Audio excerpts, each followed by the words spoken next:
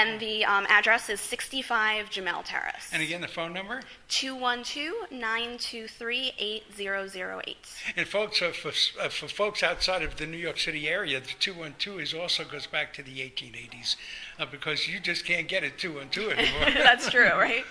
There are how many area codes now in Manhattan? I don't know, a lot. Yeah, 212 is just not, you can't get. And I remember when there were no area codes. Dewey 96584 was the phone number I grew up with. And so now, and there was no area code, but now we need them. But 212, so this house is, you've had your phone number. How long have you had this phone number? A while, I would think. It wouldn't have been the same with 646. No, probably not. Oh, what? 347 even now. Yeah, 347. Wow. Okay, let's step out. Let's step downstairs. Okay, Rich, you kind of coming along with us? Okay, we're stepping downstairs now. No escalator, no elevator, no. Nope, that's how I get my exercise. I don't need to go to a gym because I walk up and down the stairs about 20 times a day. Oh, so you're guiding tours as well?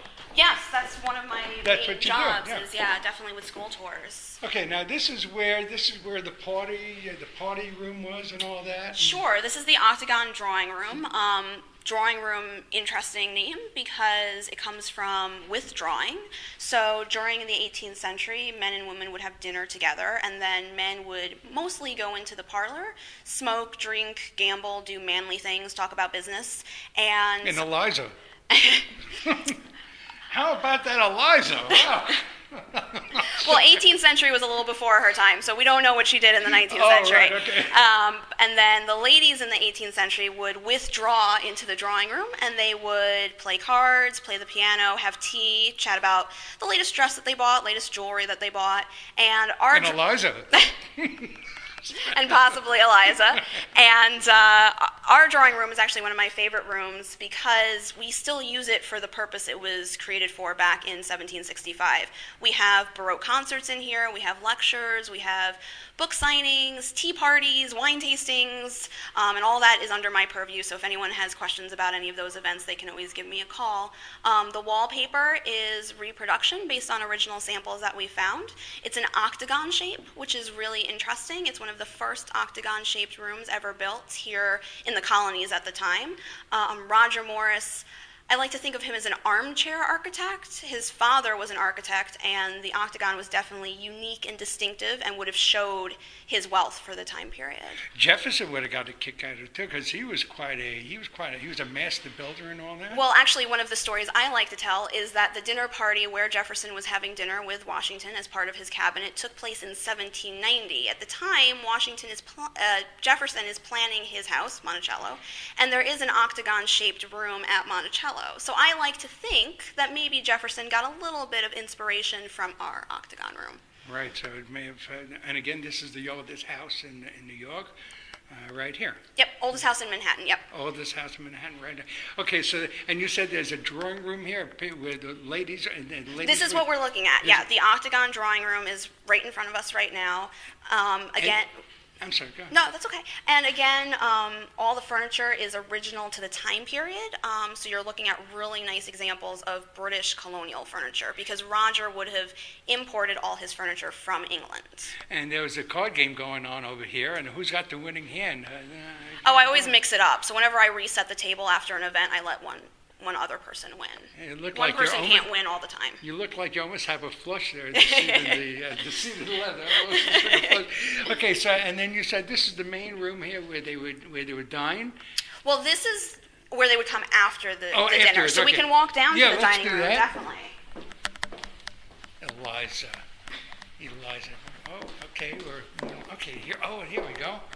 So this is the dining room, and it's set the way we would think that the dessert course would have been when Washington was here with his cabinet.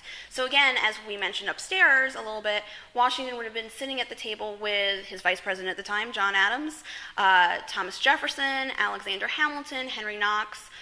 Washington's wife was here, Martha. John Adams' wife was here, Abigail. And for the longest time, we actually thought that John Quincy Adams was sitting at the table. But as I like to always say, history can change and be a little revised. So we found out about 3 or 4 months ago now that John Quincy was not sitting at the table, but it was another Adams' son, Charles Adams, who was sitting at the table instead. Oh, the Adams family. Oh, that's right. Is this where they would have held? Now today, President Obama, he sits in a big cabinet room, and he's got everybody over there. Would this have served the same purpose when they met? Because they seem to all gather here, so perhaps there were meetings going. This is not all what's going on at the local pub. This was also cabinet meetings happening. Well, it was a combination of both, because this wasn't Washington's main residence when he was president. The residence was further downtown, so that's where most of the meetings and official state business would have been taking place. This was actually a tavern at the time that they came here, and so they needed a day out in the country to sort of get away from all the official state business, and this house had such sentimental value to Washington based on the Battle of Harlem Heights that he engaged his cabinet and their families to come up here and have sort of a day outing and to have dinner here. So it was more fun here than official business. Do you think that George Washington could actually shut it down like that and just have fun? Was he a fun kind of guy, do you think? Was he a guy that would just shut it down and say, guys, let's get together and not talk business? Probably not, and I don't think any of those men would have been able to shut down and just have fun, especially John Adams. Yeah. Poor John. How come John Adams? Oh, well, John was very...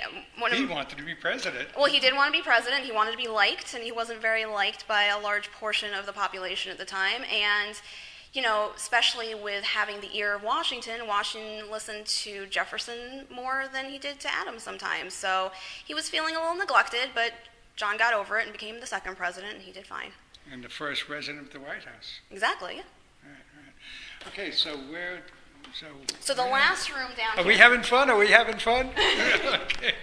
Okay, we're moving along. The last room down here is our front parlor, and we're going through some restoration right now. I was going to say, it must have been tall guys. So that's why our Empire-style couch is on a couple benches.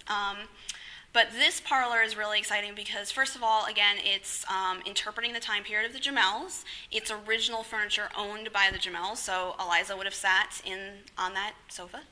And the main event that took place here was Eliza's marriage to Aaron Burr in 1833. This is where the marriage was held. This is where the marriage was held, yep. The fateful, and how long were they married?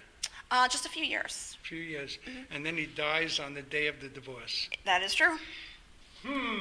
I did that off MP3. I wanted to say off MP3. So that's a bit of Eliza's checkered past. I may be trying to checker it more than it is, by the way. You know, the checkerboard can be bigger or smaller depending on who you're talking to. Right. So Eliza. Okay. Let's step outside. It's gotten quiet over here, so I guess they're not. It might be lunchtime. Oh, they're lunchtime. Okay. And let's step outside. Oh, it's a beautiful day here today. How'd the earthquake treat you? Fine. The house did move a little bit. The house did move a little bit. I was wondering what was going on for a couple seconds when my whole desk was moving a little bit, but the house has been around since 1765, so we know it's sturdy and it will survive. Wow. You know, there's a fault line on 125th Street. Oh, I didn't know that. Yeah, wow. So you're not all that far from... Well, then I'm definitely glad it didn't move any more than it did. Yeah, so there's a house moved, huh? Yeah. Did you check for anything structural happening at that point? Or? Yeah, I mean, nothing, thank God, nothing happened, and we've been checking very rigorously for structural things because of the construction that people were hearing earlier with the jackhammering, so we've been very fortunate that actually nothing even fell, nothing moved, that was untoward or anything like that, so it was good. And is this house now under the auspices of Parks and Recreation? The park is a New York City park, so people can come and hang out in the park as often as they would like. The park's always open when there's a staff member at the museum. The museum itself is under the umbrella of the Historic House Trust of New York City, and I would encourage people to look up the website there. There's about 23 properties throughout the 5 boroughs. All right. Okay, give us a phone number again with that ancient area code. And Sure, it's 212-923-8008. And the website again, a great website. Yeah, it's Morris-Jumel.org. And folks, I know you want to come up and visit the Morris-Jumel Mansion. Why knock 4 times with the knocker? Well, There's a sign that says, use knocker, knock four times. Right. That has been added. It's on a little post-it note. It has been added since the construction started. So our staff members who are in the gift shop, who are our visitor services staff, they just want to make sure that they hear you when you knock. So that's why the 4 times. Well, we've run out of time. Knock, knock, knock, knock. Knock Well, 4 thank times you so and much for coming. Carol Wood, again, you're the... Director of Education and Public Programs. And Rich Foster is the Marketing and Public Affairs, and then Ken Moss is the Executive Director. We have to go. Thank you very much. You've been listening to New York City Visions. I'm your host and fellow New Yorker. We got to go. We're running late. Thanks for tuning in. Bye-bye.